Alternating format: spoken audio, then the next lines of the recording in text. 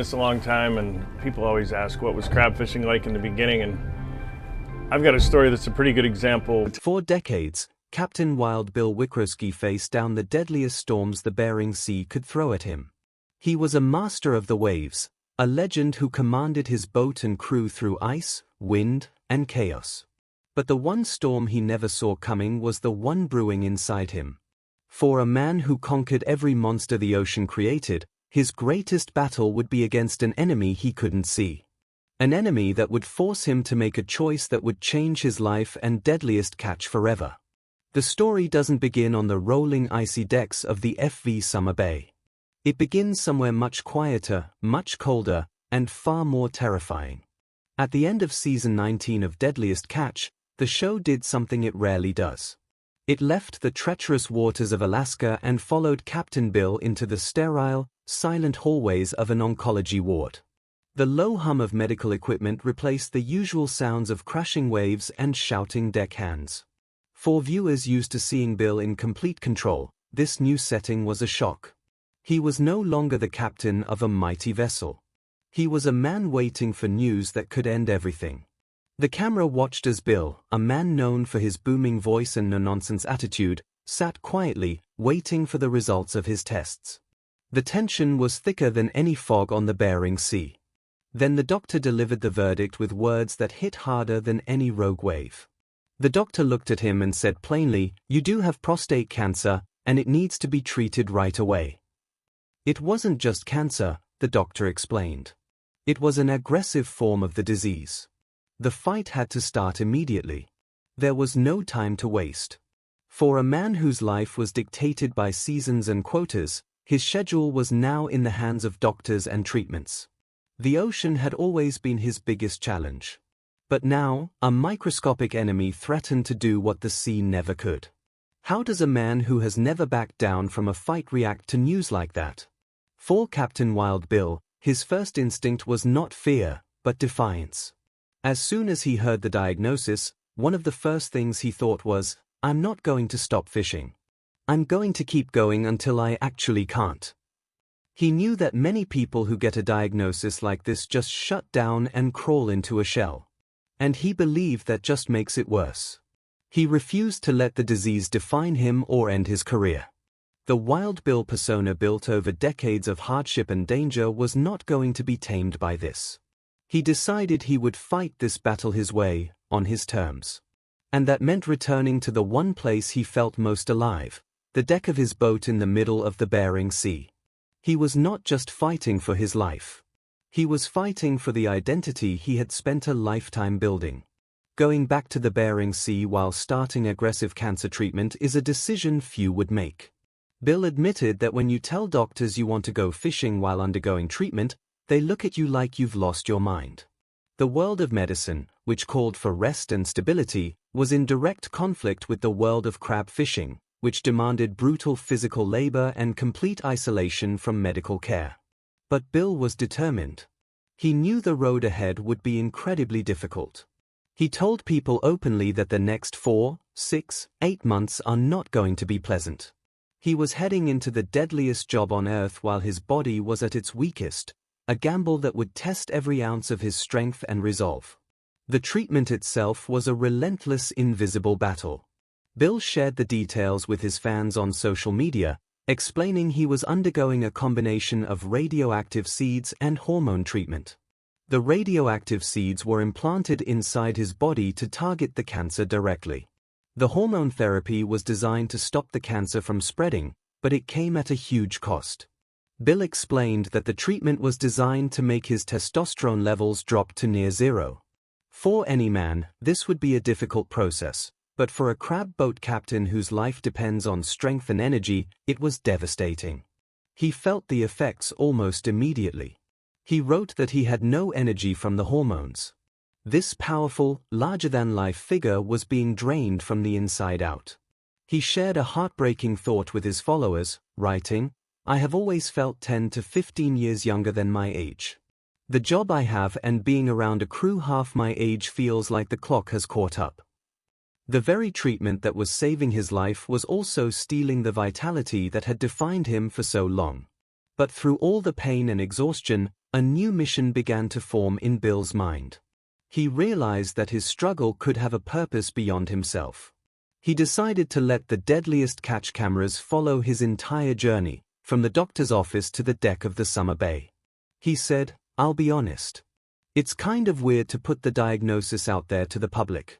I'm willing to put it out there to let people see the journey in hopes of convincing some people to get tested." This tough, private man chose to be vulnerable in front of millions of people. He turned his personal battle into a public service announcement, hoping to save other men from the same fate. He stated his new goal simply and powerfully: "If I can help save 1 or 2 people on this planet, that's a good thing." The captain who once measured success in pounds of crab now measured it in lives he could potentially save. He was using his fame not for glory but for good, transforming from a rugged sea captain into an unlikely health advocate. To understand why Bill fought so hard to stay on the water, you have to understand the man who lived it. Bill Wikrowski's journey to the captain's chair was long and hard. He grew up in Irwin, Pennsylvania, a town east of Pittsburgh. And after graduating from Norrin High School in 1975, he joined the Navy. His time in the service gave him a taste for the sea. And when he got out, the promise of big money in Alaska's king crab industry lured him to the Bering Sea. This was long before any TV cameras were there to capture the drama. For 20 years, he worked his way up the ladder, starting as a greenhorn and eventually earning the rank of captain through sheer grit and hard work. The sea was in his blood. He had spent his entire adult life on the water, building a reputation as one of the toughest and most skilled fishermen in the fleet. His boat wasn't just a workplace, it was the culmination of a lifetime of effort and sacrifice. His nickname, Wild Bill, wasn't just a catchy name for television. He earned it, starting way back in high school. Looking back, he joked that it probably should have been Stupid Bill back then. He told stories of pulling wild stunts, like climbing between 2 moving cars on a freeway and diving through ice to swim the length of a pool underwater. But as he got older, the name took on a more serious, intimidating meaning in the lawless world of the Bering Sea. His fellow captain, Jonathan Hillstrand, once told a story that showed just how wild Bill could be. Some of Bill's crew got into a massive brawl in town, hurting several people so badly they ended up in the hospital. The town was ready to ban Bill's boat, which would have been financially devastating. Bill came down with his AR-15, fired a couple of rounds out the window to get everyone's attention, and ordered everyone to put their hands on a table. He then broke the hands of anyone with blood on them using the stock of his gun and fired them on the spot. It was a brutal act of what Hillstrand called marine law, a way of maintaining order in a place that had none. This was the man who commanded respect through both skill and fear. Before he became a reality TV star, Bill had already lived a full life at sea. By 2005, after decades in the brutal Alaskan waters, he decided to semi-retire. He moved to the warmer climates of Costa Rica and Mexico to run sport fishing tours. But when the economy took a downturn, he found himself wondering what was next. At the same time, a show called Deadliest Catch was becoming a massive hit. Bill saw an opportunity. He stayed in touch with his old fishing buddies, and as he watched the show's popularity grow, he decided to get in touch with Discovery. In 2010, during the show's 6th season, he broke into the tight-knit circle of Deadliest Catch captains and brought his intense, no-nonsense style to millions of viewers. Behind the tough exterior was a man with a personal life full of its own challenges. Bill is married to his wife, Karen Gillis, who he credited with being his rock during his cancer battle. He wrote on Facebook that she keeps me in line and put up with a lot last few months. He also has 3 children, 2 sons named Zach and Jake and a daughter named Delea. His relationship with his son, Zach Larson, was often a source of drama on the show.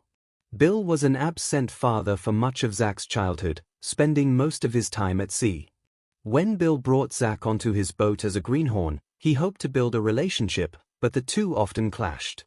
Viewers watched as Bill pushed his son, sometimes berating him for being too much like his mother, a criticism that stung deeply given Bill's absence during his upbringing. The father-son tension reached a breaking point when Zach eventually left his father's boat to work for a rival captain, Shaw Dwyer, in season 13. The situation grew even tenser the following season when Shaw bought fishing quota out from underneath Bill, creating a professional rivalry fueled by personal history. Even when Bill gave Zach opportunities to step up, like taking control of the wheelhouse, he was often disappointed when his son didn't take the initiative. Bill's life wasn't just about fishing and family drama. He used his fame for good. During the off-season, he was constantly on the road making appearances at NASCAR events and fishing tournaments. He became a passionate supporter of charities, especially those helping veterans like the Wounded Warrior Project. As a Navy veteran himself, this cause was close to his heart. He once said that a Discovery executive told him he would have a voice people would listen to, and he took that to heart. He found a new purpose in using his notoriety to make a difference, taking wounded veterans out on sport fishing trips and giving them a brief escape from their struggles. But the sea is a place of constant hardship. And Bill's time on the show was also marked by tragedy.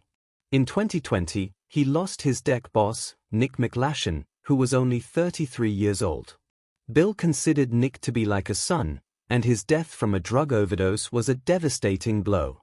The loss of his trusted right-hand man, a man he was mentoring, added another layer of sorrow to a life already defined by struggle and sacrifice. Throughout season 20, viewers watched as Bill fought a war on two fronts. He battled the harsh weather of the Bering Sea while his body battled the effects of his cancer treatment. He pushed himself to the limit, determined to finish the season and prove that he could beat this. But his body was sending warning signs. His energy was low, and the physical toll was becoming obvious. Then came the moment that changed everything. While out at sea, miles from any hospital, Bill received a call from his doctor. The news was blunt and terrifying.